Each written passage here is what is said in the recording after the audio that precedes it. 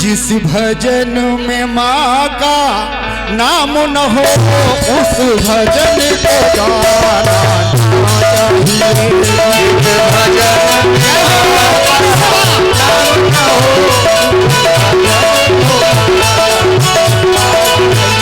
जिस भजन में माँ का नाम न हो उस भजन को गाना चाहिए।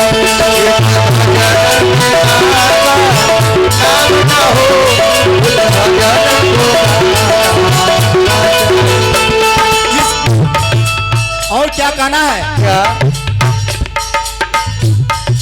प्रेम से मधुर मधुर आवाज से बेटा कितना भी प्यारा हो उसे सर पे चढ़ाना ना चाहिए। भले मनो प्यारा हो उसे सर पे चढ़ाना ना चाहिए। कितना भी प्यारा हो उसे सर पे चढ़ाना ना चाहिए।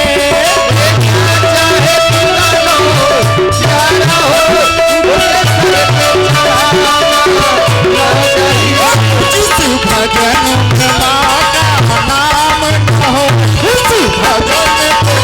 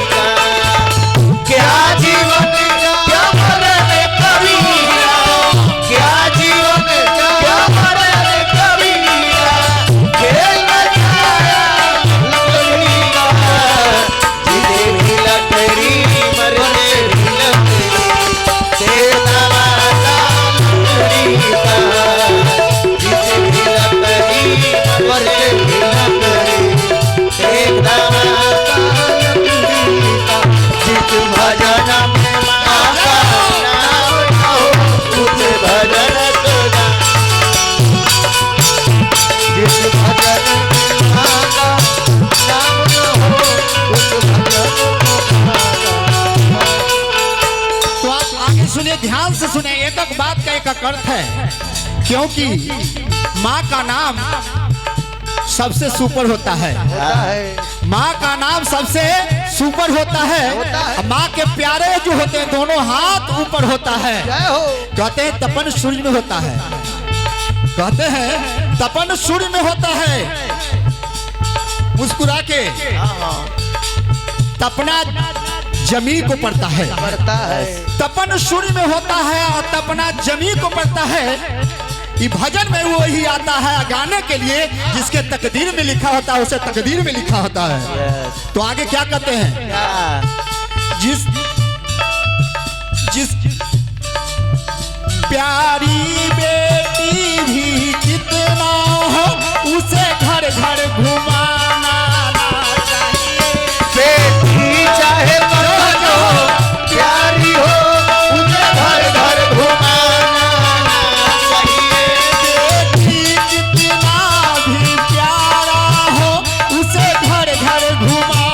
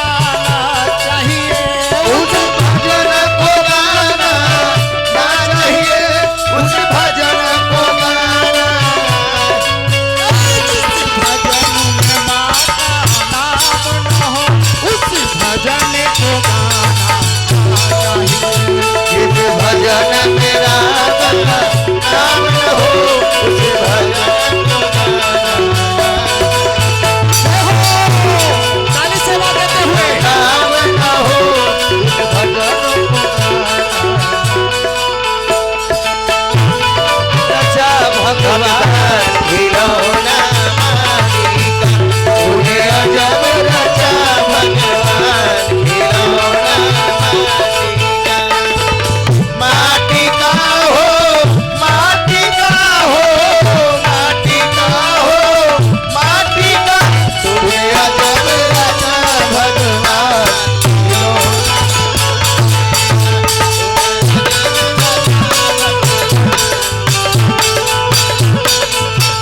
जिस भजन में आका नाम कहो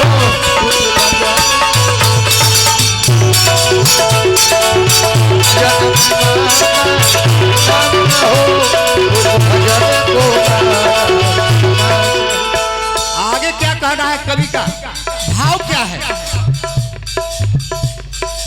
राम मरे तो मैं मरूं राम मरे तो मैं मरूं न तो मरे बलाई अविनाशी का बाल का मरे न मारे जाए कल युग केवल नाम यधारा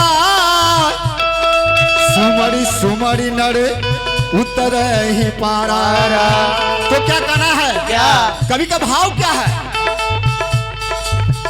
भाई कितना भी दुश्मन हो दिल की बातें छुपाना ना चाहिए। भाई चाहे पतन हो दुश्मन हो कोई बात छुपाना चाहिए। भाई कितना भी दुश्मन हो दिल की बातें छुपाना ना चाहिए। भाई चाहे पतन हो दुश्मन हो कोई बात छुपाना चाहिए। भजन में माँ का नाम न हो उस भजन को गाना ना चाहिए। जिस भजन में राम का नाम न हो उस भजन को गाना चाहिए। जिस भजन में माँ का नाम न हो उस भजन को गाना ना चाहिए। जिस भजन में राम का नाम न हो उस भजन को गाना चाहिए। उस भजन को गाना ना चाहिए। उस भजन को गाना ना चाहिए। उस भजन को गाना ना चाहिए। उस भजन को गाना ना चाहिए। भजन को गाना ना चाहिए। उस भजन को गाना ना चाहिए। उस भजन को गाना ना चाहिए। उस भजन को गाना ना चाहिए। जिस भजन में माँ का नाम न हो उस भजन को गाना ना चाहिए। जिस भजन में नाम न हो उस भजन को गाना